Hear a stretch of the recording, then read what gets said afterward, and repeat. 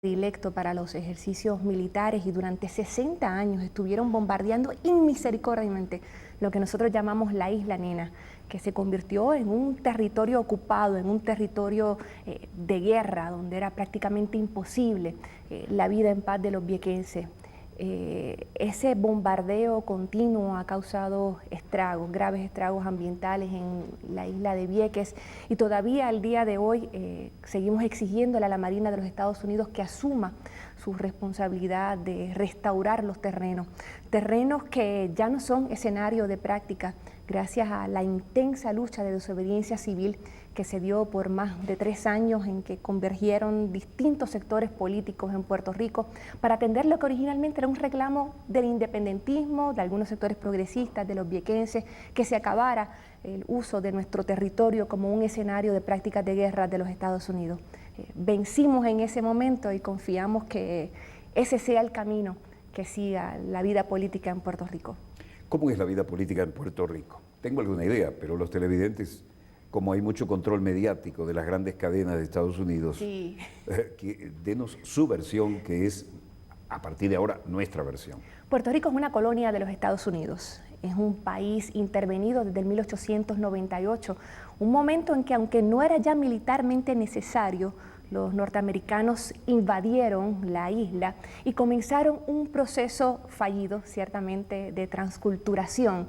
Yo creo que uno de los grandes fenómenos en Puerto Rico es como, a pesar de 116 años de coloniaje, nosotros seguimos siendo puertorriqueños orgullosísimos, con un gran apego a nuestras raíces caribeñas y latinoamericanas, pero esta presencia prolongada de los Estados Unidos naturalmente ha provocado unas circunstancias políticas muy difíciles para batallar desde el independentismo.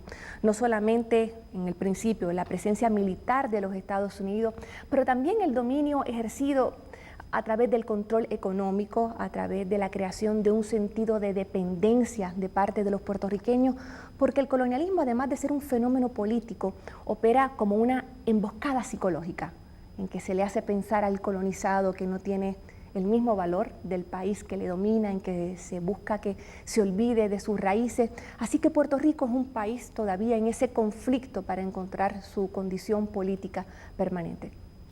Emboscada psicológica, eso me pareció impactante. ¿Cómo percibe usted las nuevas generaciones? Bueno, usted es la nueva generación. Me cuesta pensar que es senadora con su edad, pero su formación y su militancia sí lo indican, y ha estado ahí pagando cárcel por defender la soberanía en la Isla Nena, por ejemplo. Pero la realidad es esta: ¿se ha logrado transculturizar algunas generaciones? ¿Ha permeado o sigue vivo ese espíritu nacionalista sano? No, sigue vivo. No, los puertorriqueños tenemos una identidad muy definida que ha logrado sobrevivir a los intentos de transculturación de los Estados Unidos. Yo creo que quien mejor lo dijo fue un poeta y político independentista, José de Diego. Tiene un hermoso poema. José de Diego fue el presidente de la Cámara de Delegados cuando los Estados Unidos impuso la ciudadanía estadounidense contra la voluntad de los puertorriqueños.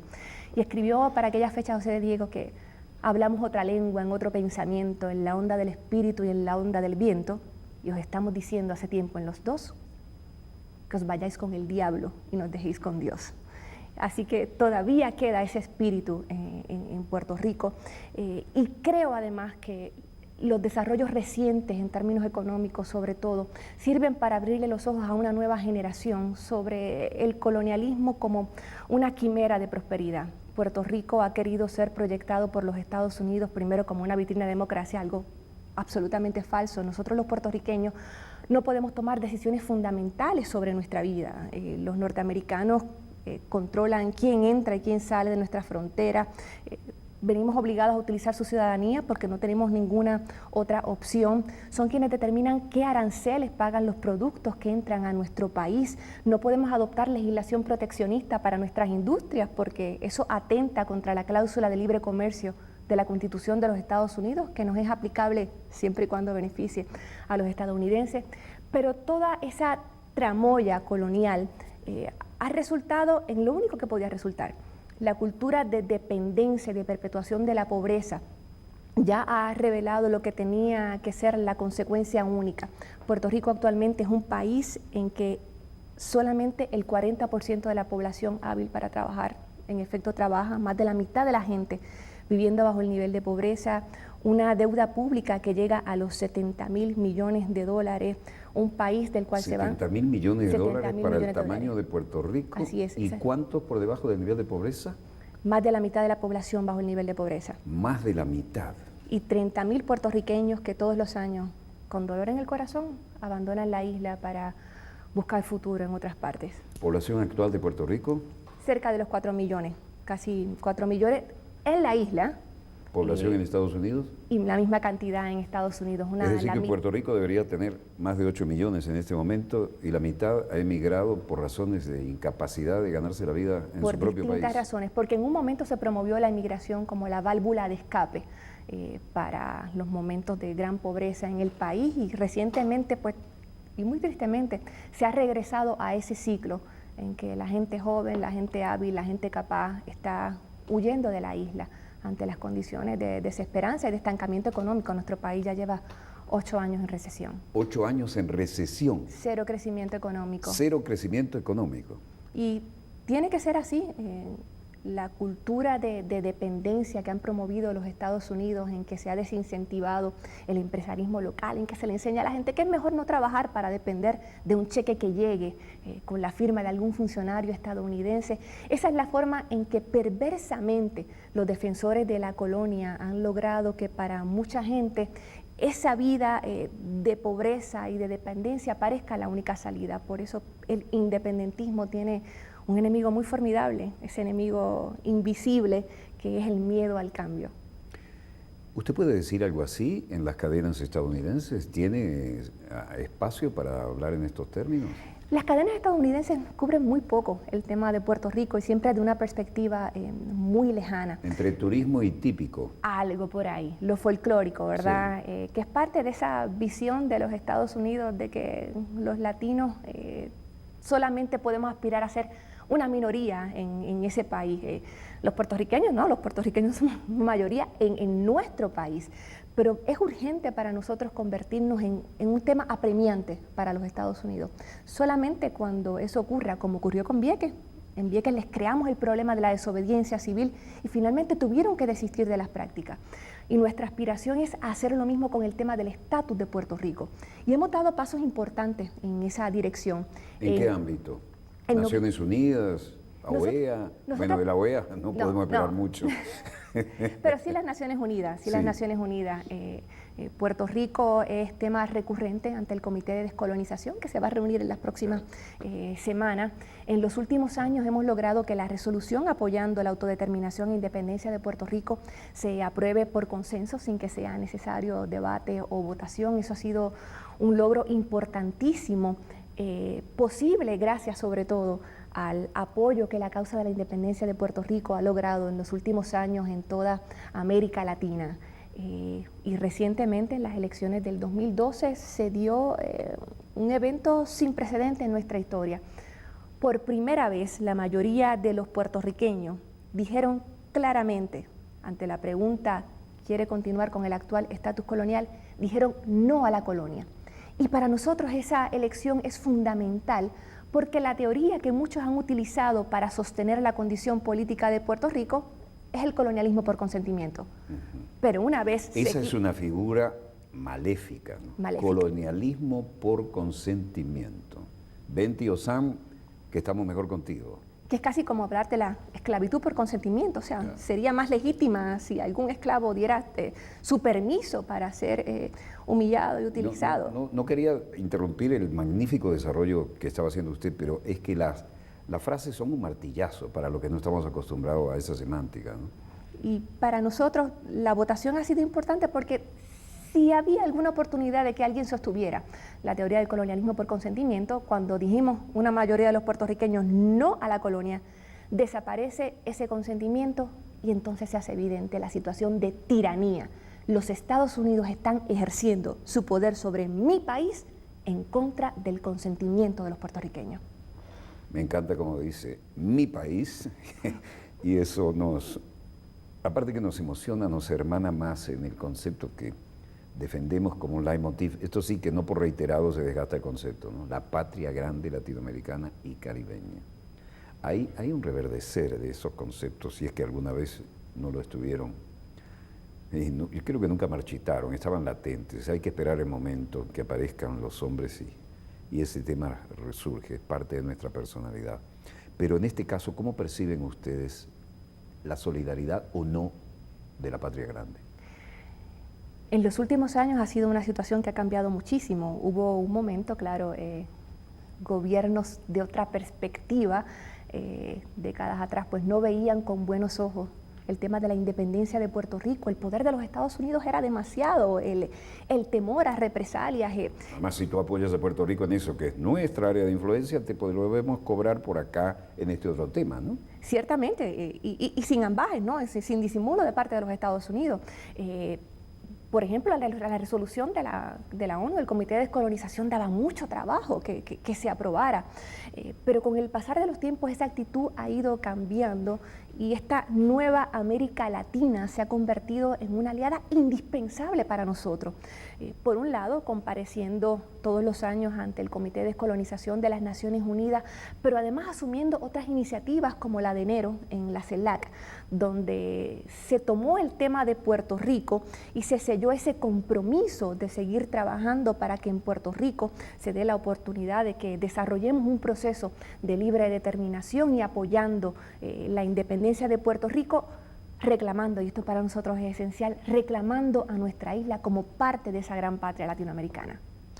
Es impresionante el caudal de enfoque que se le puede dar a esto cuando uno habla con la persona adecuada, y nadie lo ha hecho mejor en este programa que usted, ¿no? Gracias. Y definitivamente usted es una más que digna representante de lo que es la nueva generación con un sano nacionalismo, ¿no?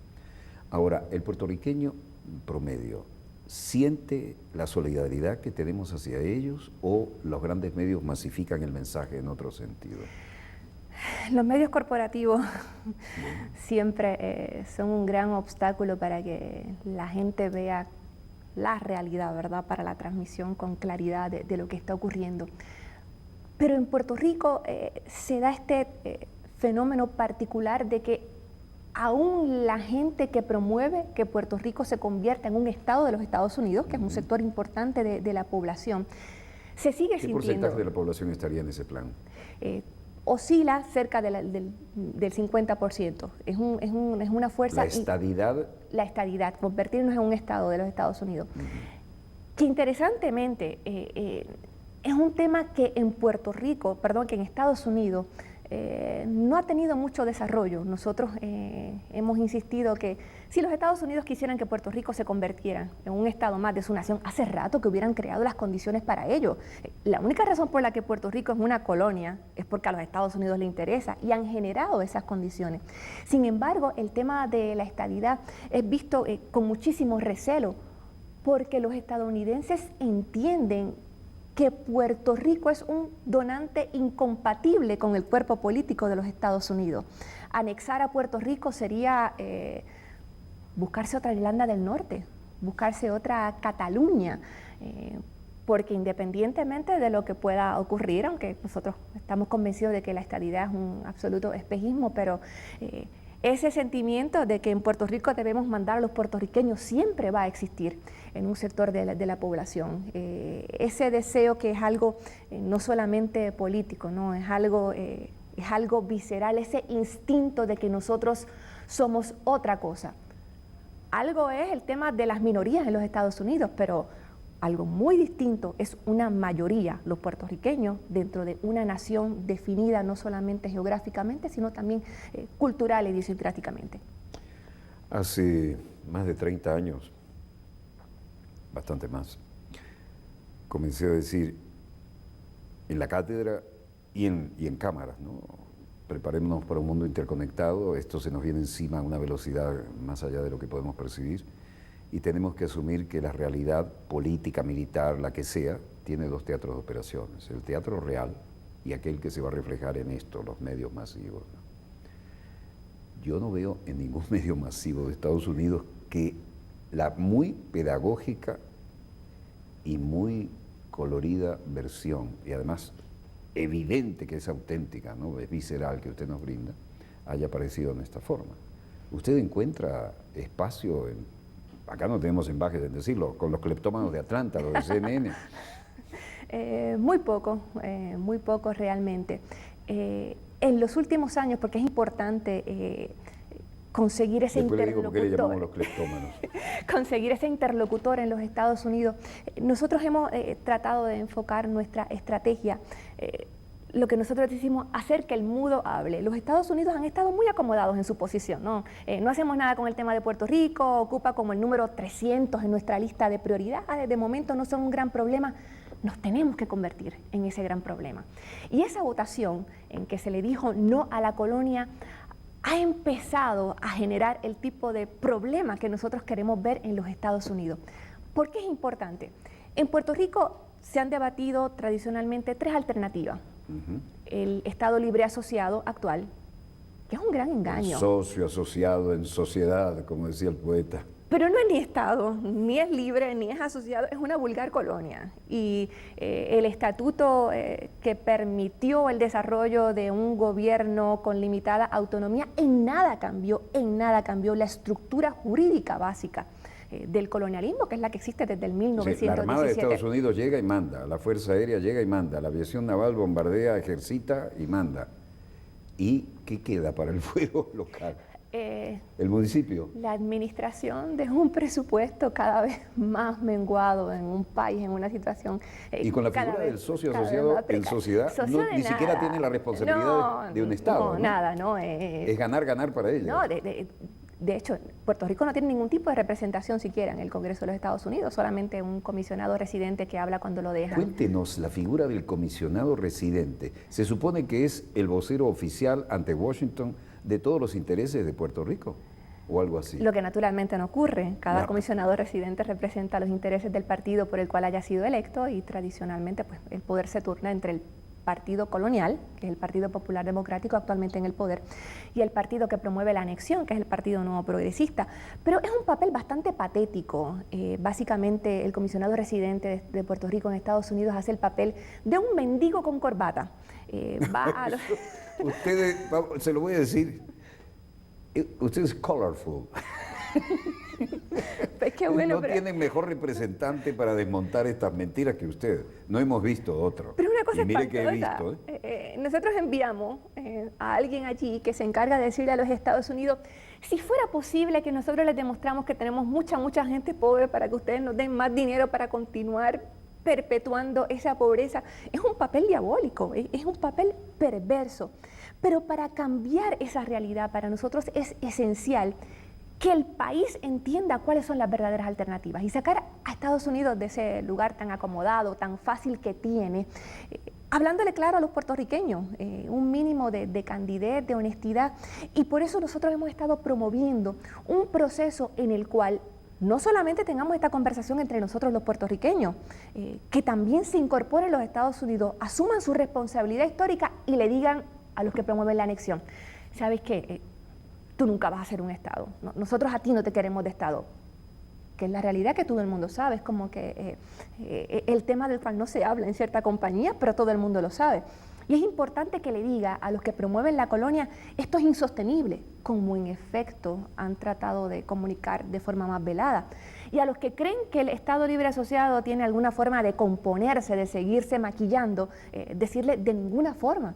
Y a nosotros los independentistas que nos hablen del proceso de transición que nos permitiría llegar al punto en que los puertorriqueños, como corresponde, mandemos en nuestra tierra. Lamentablemente hay que hacer un corte, pero volvemos de inmediato con la senadora María de Lourdes, como la conoce todo Puerto Rico y ahora ustedes también, y ya verán por qué es senadora. Y de inmediato estamos con ustedes. Disponga usted de las cámaras, señor director.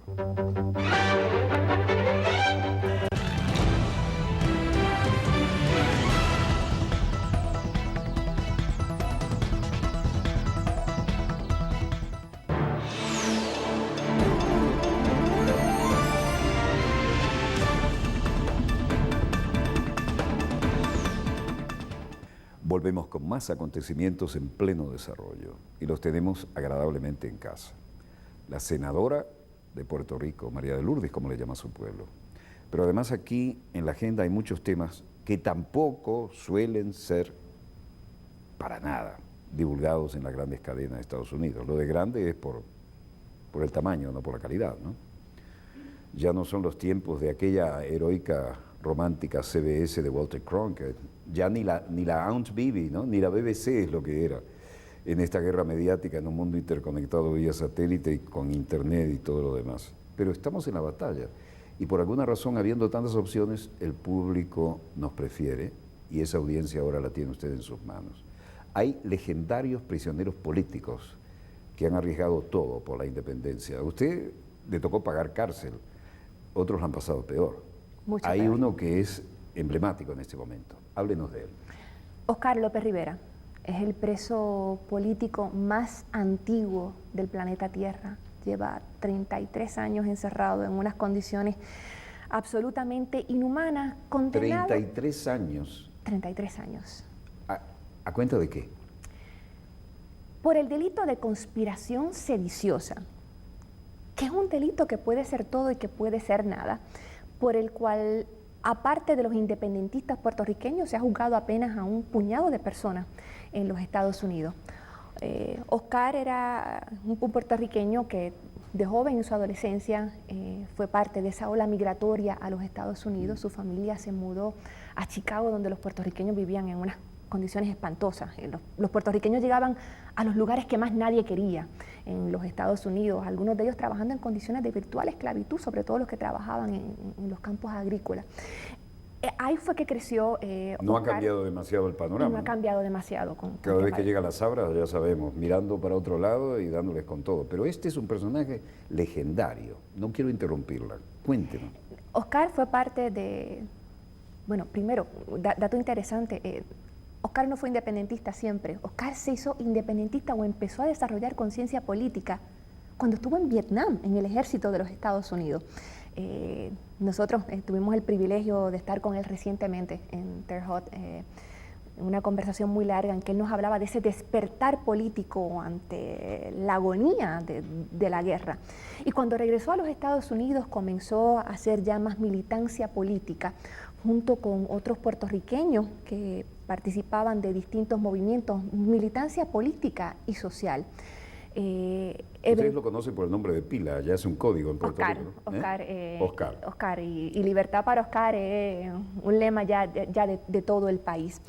Oscar fue encarcelado en el año 1981, fue juzgado por este delito de conspiración sediciosa, del cual él no se defendió. Los independentistas puertorriqueños, prisioneros políticos, nunca han presentado defensa. Eso quiere decir que el Ministerio Fiscal presenta la prueba que quieren, que no va a ser refutada, sus testigos no van a estar sujetos a contrainterrogatorio, y aún en esas condiciones de increíble ventaja procesal, no se pudo demostrar que él hubiera cometido o que estuviera de alguna forma vinculado a ningún hecho de sangre. Pero ese delito de conspiración sediciosa, que implica derrocar por la fuerza al gobierno de los Estados Unidos, apareja unas penas bárbaras. Y Oscar fue condenado originalmente a 55 años de prisión. Luego se añadió una segunda condena de 15 años por un intento de fuga que tampoco quedó claramente demostrado. Y esos años que ha pasado en cautiverio han sido en unas condiciones espantosas, condenadas por organizaciones en todo el mundo. Durante 12 años, Oscar estuvo en confinamiento solitario. En alguna parte de ese término saliendo de su celda una vez a la semana para tomar una ducha, sometido a privación sensorial, a privación del sueño durante mucho tiempo en una de las cárceles en las que estuvo en Marion, Illinois. Se le despertaba cada dos horas, las luces encendidas todo el tiempo, ningún contacto con el mundo exterior, las pocas llamadas a las que tenía derecho monitoreadas, unas condiciones realmente muy duras que no tienen ninguna justificación. Para que los que nos ven tengan una idea, el promedio de las sentencias por delitos violentos en Estados Unidos es de 11 años, incluyendo asesinatos. y homicidio, 11 años de cárcel. Oscar López Rivera lleva 33 años en las cárceles de Estados Unidos. Exactamente el 300%. Así es. Si es que los números dicen algo, porque las condiciones esas de sometimiento a privación de elementos sensoriales, luces altas todo el tiempo, despertado cada ¿cuánto? Cada 2 horas. Cada 2 horas. Cada 2 horas. Y hasta recientemente ha estado bajo un programa de vigilancia continua en que tiene que reportarse cada 2 horas con las autoridades federales. Ni que se hubiera robado un secreto nuclear. De que hubiera sido acusado de nada que se pudiera señalar. Tan injusto ha sido el proceso que la última oportunidad que tuvo para pedir libertad condicionada, libertad bajo palabra, fue a través de un trámite completamente amañado en que se permitió que declararan familiares de personas que habían muerto en incidentes por los cuales Oscar nunca fue juzgado, nunca se demostró ningún vínculo. Es realmente una falta tan brutal al concepto mínimo de justicia. Y esto significa que Oscar no tendrá oportunidad de pedir nuevamente libertad bajo palabra hasta el año 2026. Es decir, es un linchamiento permanente para que sirva de ejemplo a cualquier puertorriqueño que pretenda hablar de independencia. De eso se trata. Oscar, quebrar la voluntad de este hombre para que los demás aprendan en cabeza ajena. Por lo visto, no han aprendido, porque aquí está usted defendiendo la causa. Y Oscar, a pesar de esas 3 décadas en la cárcel, tan independentista como el primer día, hablando el español como si hubiera salido ayer del pueblito de San Sebastián, en Puerto Rico, donde creció con un espíritu realmente superior. En eso, nosotros los independentistas hemos tenido que batallar con condiciones muy difíciles, pero hemos sido bendecidos con gente con un espíritu superior, con una estamina espiritual increíble. Doña Lolita Lebrón, don Rafael Cancel Miranda, ahora Oscar. Y esa fortaleza y esa verticalidad ha logrado que el tema de la excarcelación de Oscar ya no sea solamente de los independentistas. Todos los sectores políticos en Puerto Rico apoyan la liberación de Oscar y dependemos entonces de que el presidente Obama, que ha sido muy generoso concediendo indultos durante su administración, entienda que no sirve a ningún propósito de justicia el tener a un independentista encarcelado. Pero, bueno, lo que yo estudié alguna vez en la escuela Fletcher, que dicen que es la escuela de los Kennedy, la mejor escuela de diplomacia, todo el mundo lleva agua para su molino, ¿no? Fue un curso intensivo de el papel de los lobbies en la toma de decisiones en la política exterior. Sabemos que es así como funciona, ¿no? Sí. Tan es así que los únicos lobbies que no figuraban en el pensum eran el del aparato tecnológico militar industrial tan ávido de dólares del que siempre habló Eisenhower, que tenía con qué. Y tampoco figuraba, por ejemplo, el lobby pro-israelí. Nunca figuró en el pensum. Ahora, no hay manera de hacer un lobby que funcione por este caballero. Por eso si no lo hay por la causa de Puerto Rico, vamos a la relación de parte a todo, ¿no? Por eso estoy aquí en Venezuela, invitada a participar de una actividad en apoyo a la liberación de Oscar. Para nosotros es esencial que la excarcelación de Oscar sea un tema latinoamericano y un tema mundial, y que esa presión hacia los Estados Unidos lleve a una reconsideración de lo que ha sido la resistencia a concederle finalmente la libertad, sobre todo si realmente nos acercamos a un proceso de definición de la condición política de Puerto Rico. Un elemento importantísimo es la liberación de los presos políticos para que ese proceso se dé de la manera más clara, más abierta posible. Así que confiamos que este apoyo, que también existe dentro de los Estados Unidos, hay un sector progresista en los Estados Unidos. ¿Qué sector sería? Hay un sector no solamente de las personas no afiliadas a los partidos convencionales, también hay sectores dentro del Partido Demócrata que han promovido... El republicano nada, por supuesto. El republicano no hay ese mismo entusiasmo. Y aún en el mismo Partido Demócrata, por ejemplo, la señora Hillary Rodham Clinton nunca ha visto con buenos ojos el tema del independentismo puertorriqueño, y cuando su esposo, siendo presidente, indultó a varios independentistas que habían sido encarcelados más o menos para la misma época de Oscar, ella hizo saber su rechazo, su oposición. Claro, está cuidando su capital político, todavía no renuncia a una opción Casablanca, ¿no? Todavía no, así que su candidatura no serían las mejores noticias para nosotros y por eso es importante que se conmine al presidente Obama a que haga lo que en justicia corresponda y conceda la excarcelación de Oscar. Pero Obama como que está ocupado en otras cosas.